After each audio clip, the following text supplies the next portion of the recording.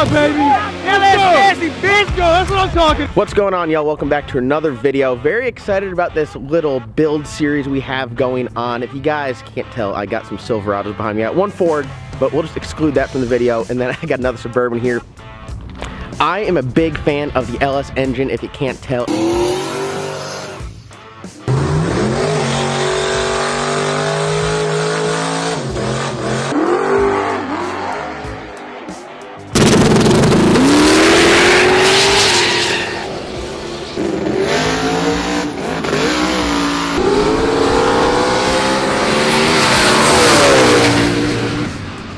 LS Nasty.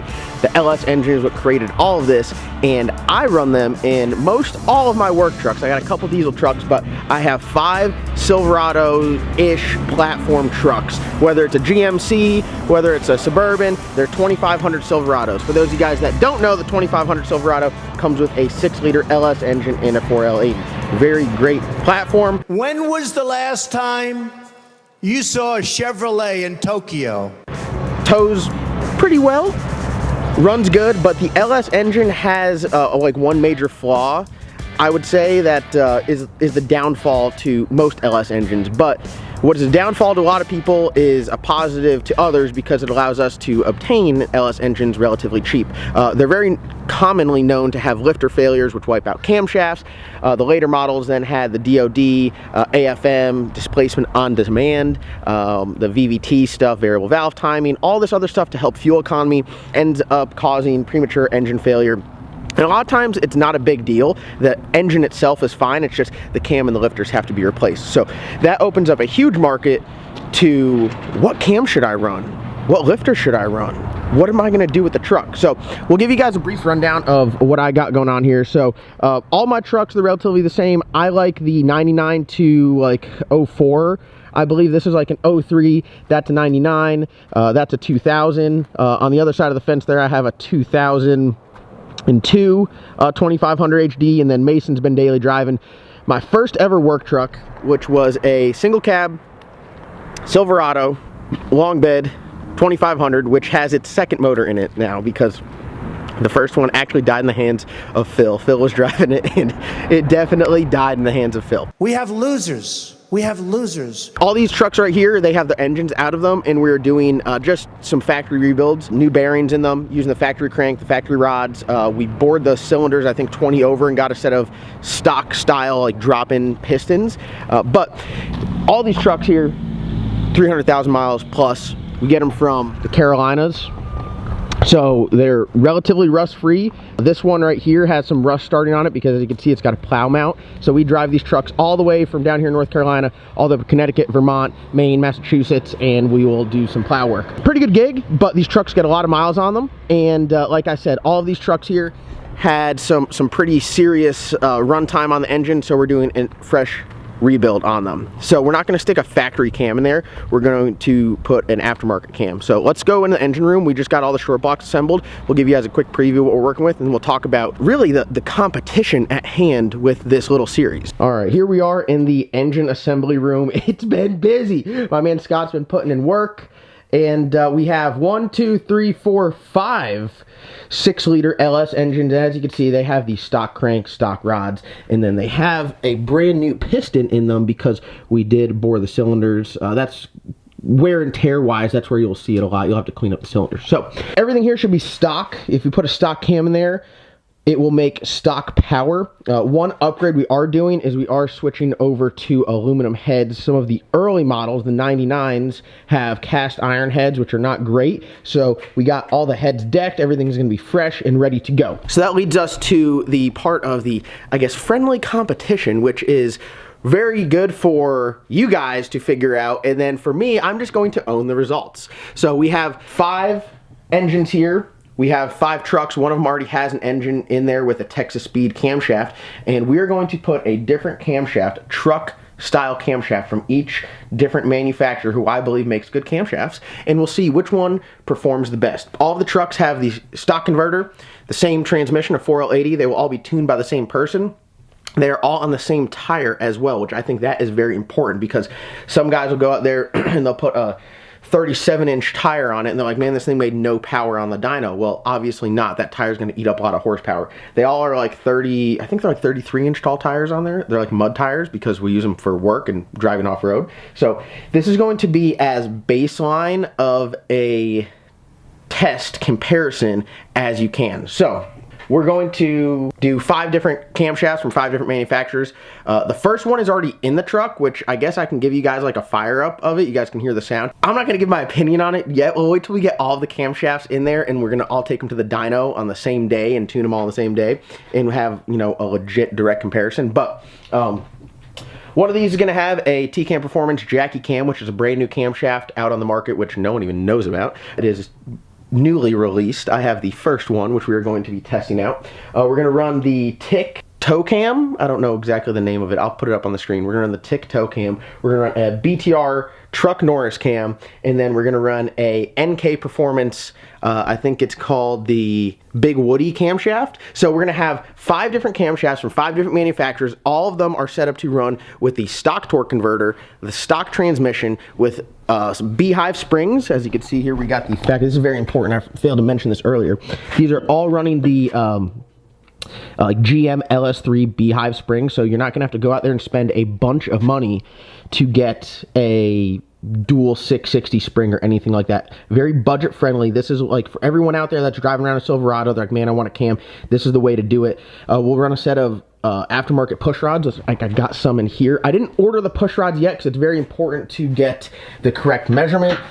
These are some 7400 push rods. It's just important to test it first. So what I mean by that is the push rod length could change if the head is decked, if you run a different head gasket, anything like that. We're going to keep it as budget friendly as possible. We're using some like factory like torque to yield style head bolts on there. I did get some LS9 multi-layer head gaskets, but that was by mistake. I did not mean to do that. I'd prefer to not run the LS9 because they lower compression just slightly. So that was my mistake. I got some BTR lifters. These are just the Delphi LS7 lifters, so nothing crazy. Again, trying to keep it as budget friendly as possible. I did that because I'm doing 5 at once, and that shit can get expensive. But also, I know you guys at home don't want to go out there, and there's no point to put a set of ARP head studs in anything like this. This is just factory. It's going to make 400 some horsepower at the crank, and it's going to haul. So let's go out here, let's listen to the Texas Speed camshaft. We're going to run a set of long tube headers on all the trucks. I don't know if all of the trucks are going to run the same muffler. Hey, are all the trucks going to run the same mufflers? No. No? Well, for the comparison video, I'm trying to. I feel like I guess we kind of have to. I guess we should. I guess we should. You got to have it as close as possible. I mean, everything else is going to be the same except the cam. Yep. So Speed Engineering headers intake, are they just factory intake? Factory intake. Factory intake. The camshaft's really the only thing that's different. Camshaft's the only variable. They're all going to be on the same tire, all going to be on the same dyno, all going to be on the same day. I guess the 3 things that I'm going to look at performance-wise on the truck is sound, very important to me. 2 is how it pushes on the converter, because some of them push on the converter terribly, and 3 is horsepower. Those are the 3 things. I got to end this video before the train comes, but we'll go listen to the Texas Speed Cam. God, every time I film this, every time this train comes by, it knows like clockwork. All right, this is my Chariot. It was my first ever work truck. How many miles are on the clock right now? 299. 299? Damn, almost at 300,000.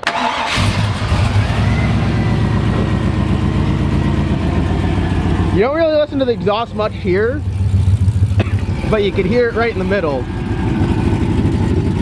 So, this is a Texas Speed Cam. This is a stage 1 5.3 cam and a 6-liter. They said this would work good because it's not going to push through the converter. Does it push through the converter? Not at all. Not at all. Nope. How does it tow? This is like an early. This is early. You know, this is we're not supposed to be talking about this yet, but we're going to. This was a day 1 kind of deal. You know, first one we tried. It doesn't tow great, but it is a LS motor. They don't make a lot of torque down low. It's kind of natural, but it's worse than stock. Worse than stock. Boy. We want to hear. This thing sounds like a Corvette when you're pushing snow in the mountains of Vermont. Does it not?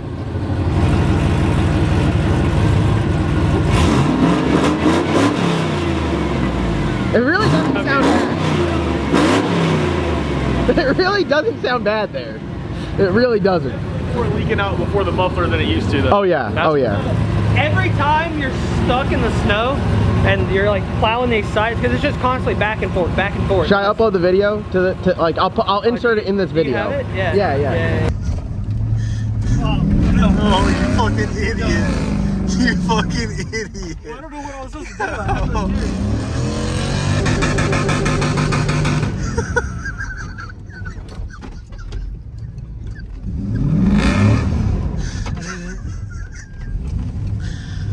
We're stuck again for sure.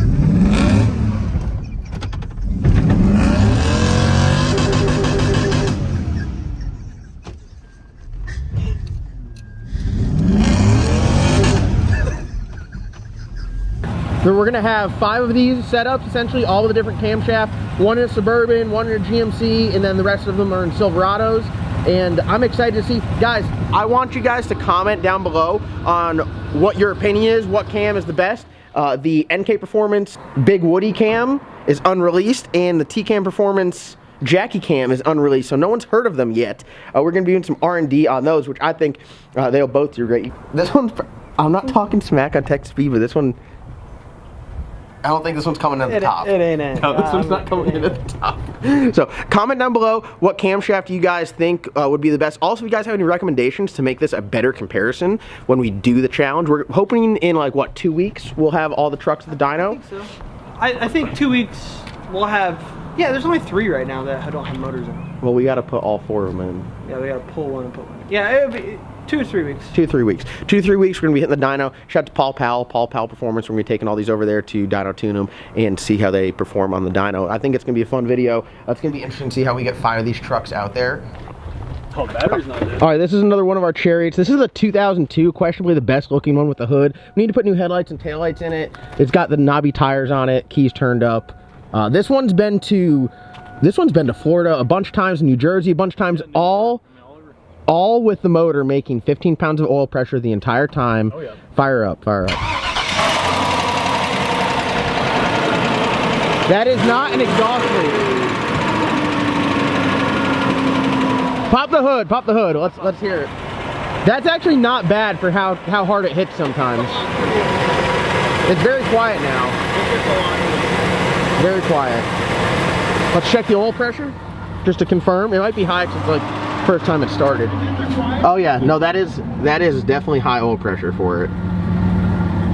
Dude, when this thing starts hitting the oil pressure just went up and back down and back down. It's because he whacked the throttle. When you whack the throttle, it unsticks the lifter. Yeah. So I'd say this is not bad at all for how bad the lifter can start beating. So this is what they sound like. This one's gonna get a fresh motor in it. And what cam is going in this one? Whose truck is this? I'm not sure. I mean, I don't know. I don't know. I think this is the one that Logan will take on occasion. Well, no offense to Kevin, I want the truck Norris But we have people that are stupid. in the bourbon. What cam are you getting? I just want one. I don't care. The motor in Dave's truck, I don't care. pretty much how it works is I went out and purchased 5 of these trucks. They all take them on storms plowing, so they all have their own respective truck. Dave's truck has been through it, got a fork through the bedside. Oh yeah, it looks absolutely horrible, so I don't have to worry about messing it up. Tell me how it never overheats when you're up in negative 20-degree weather. Oh, cool as can be. And what happens when you drive back down? I mean, you got to stay below 70. Anything above 70, that temp gauge starts to rise pretty good. What was the temp for the last time you pulled in the shop? Nuclear? Like I don't know, the gauge doesn't go that high. Like 270, 280? You just kept driving it though, huh? I honestly don't remember that. Was it overheating when I got back? Yes. Oh no, the temperature. I don't think the temperature gauge was showing that it was, but it was puking. It was puking out of the reservoir or something. Because it had no coolant left in it. Yeah. I made it back. And you didn't have to come tow it. That motor no longer runs. Yeah, no, that motor. Yeah, it did. No, it seized itself up, and then we started it back up. You told us that it seized up. Yeah, I thought it hydrolocked. I remember it was squeaking, like it was like a bearing squeaking or something. Yeah, there's something. Then it sat, and then we moved it. Remember, it sat here right here Yeah. forever, and then he said that it was locked up, and I was like, oh, there's no way. I think we drove it around. So we put jumper cables on it off of a diesel pickup and forced the motor to start turning over, and then all of a sudden it just fired up and ran fine. That's what, these things are solid. They are. This is why they are the best work trucks out there. Seriously. They are the best. So, all right, guys, well, that's gonna wrap it up. Comment down below. I want to see you guys hitting up the comments. Let me know what you guys think, and we'll see you guys in the next upload. I think tomorrow we're gonna do the last video from FL2K. So happy Monday. Hope everyone's having a great day, and go out there and build some. Go work on some. Go have some fun.